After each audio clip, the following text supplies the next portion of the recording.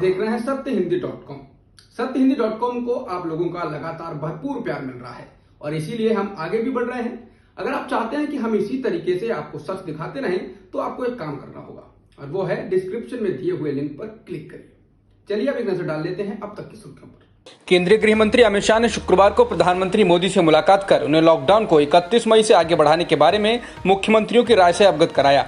अमित शाह ने गुरुवार को लॉकडाउन को बढ़ाने और महामारी से निपटने के प्रयासों के बारे में प्रदेशों के मुख्यमंत्रियों के साथ चर्चा की थी। विश्व स्वास्थ्य संगठन के स्पेशल अधिकारी डॉक्टर डेविड नवारो ने कहा है कि हमें कोरोना वायरस संक्रमण के एक और झटके के लिए तैयार रहना चाहिए। उन्होंने कहा कि जैसे जैसे लॉकडाउन में ढील बढ़ेगी, कोरोना संक्रमण के मामलों में एक और बड़ा उछाल आ सकता है, जिसके लिए हमें तैयार रहना चाहिए। गोवा के मुख्यमंत्री प्रमोद सावंत ने कहा है कि कोविड-19 के मामलों में तेजी को देखते हुए लॉकडाउन को और 15 दिनों तक बढ़ाया जाना चाहिए। उन्होंने कहा है कि मैंने गृह मंत्री अमित शाह से फोन पर बात की है और मुझे लगता है कि लॉकडाउन को और 15 दिनों के लिए बढ़ाया जाना चाहिए। हालांकि उन्होंने कहा कि हम कुछ ढील भी चाहते हैं, जैसे कि रेस्तरां को 50% ग्राहकों के साथ खोलने की अनुमति दी जा सकती है। गोवा में अब तक 69 लोगों को संक्रमण हो चुका है। पश्चिम बंगाल की मुख्यमंत्री ममता बनर्जी ने कहा है कि 1 जून से सभी धार्मिक स्थलों को खोल दिया जाएगा। हालांकि यहां 10 से ज्यादा लोगों को जाने की अनुमति नहीं होगी। इसके अलावा चाय और जूट इंडस्ट्री को भी खोलने के आदेश दे दिए गए हैं। ये सभी 1 जून से 100% कामगारों के साथ खोली जा सकेंगी। दुनिया में कोरोना से सबसे ज्यादा प्रभावित देशों की लिस्ट में भारत 9वें स्थान पर आ गया है। भारत ने तुर्की को पीछे छोड़ दिया है। तुर्की में कोरोना संक्रमण के मामले 1,60,979 हैं, जबकि भारत में कोरोना संक्रमित लोगों की संख्या 1,65,799 हो गई है। भारत में अब तक कुल 71,105 लोग ठीक हो चुके हैं, जिनमें से बीते 24 घंटों में 3,414 लोग ठीक हुए हैं, जिसके बाद भारत में कोरोना से रिकवरी रेट 42.89% हो गया है। दिल्ली में कोरोना वायरस के मामलों में तेजी से बढ़ोतरी हो रही है। दिल्ली के स्वास्थ्य मंत्री सत्येंद्र जैन ने बताया है कि दिल्ली में लगातार दूसरे दिन 1,000 से ज्यादा नए केस सामने आए हैं।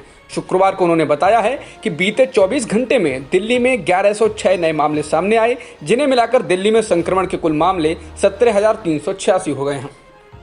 उत्तर प्रदेश में पिछले 24 घंटों में 218 नए मामले सामने आए हैं, जिसके बाद राज्य में कुल एक्टिव केस 2,842 हो गए हैं, जबकि ठीक होने वाले लोगों की संख्या 4,244 है।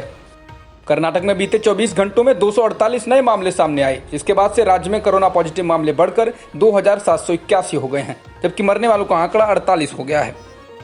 दिल्ली एम्स में शुक्रवार को 11 स्वास्थ्य कर्मचारी कोरोना पॉजिटिव पाए गए हैं, जबकि बीते गुरुवार को 30 मामले सामने आए थे। इसके बाद फरवरी के बाद से अब तक कुल संक्रमण के मामले 206 हो गए हैं। पश्चिम बंगाल में कोरोना के लगातार बढ़ते संक्रमण के बीच राज्य सरकार के एक मंत्री और उनकी पत्नी वायरस से संक्रमित पाए गए हैं। कोई लक्षण न होने की वजह से उन्हें होम क्वारंटीन में रखकर ही इलाज किया जा रहा है। पंजाब के स्वास्थ्य मंत्री बलबीर सिंह सिद्धू ने कहा है कि राज्य में सार्वजनिक जगहों पर मास्क नहीं पहनने और थूकने पर 500 रुपए का जुर्माना देना होगा। वहीं होम क्वारंटीन के दौरान नियमों का पालन नहीं करने पर 2,000 रुपए का दंड देना होगा और दुकानों में नियमों की अनदेखी दुकानदारों को 2,000 रुपए का दुकानों में नियमों की अनदेखी करने पर दुकानदारों को 2,000 रुपए का जुर्माना देना होगा। दुनिया में कुल संक्रमण के मामले 58,31,165 हो गए हैं, जबकि मरने वालों का आंकड़ा 3,60,880 हो गया है। इसके अलावा 25.5 लाख से ज्यादा लोग ठीक हो चुके हैं।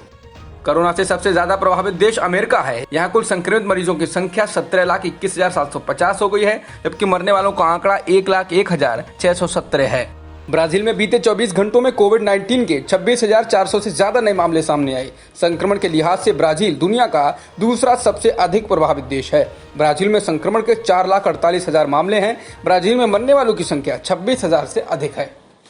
अब तक की खबरों में इतना ही। बाकी खबरों के लिए बने रहिए सत्यहिंदी.com के साथ।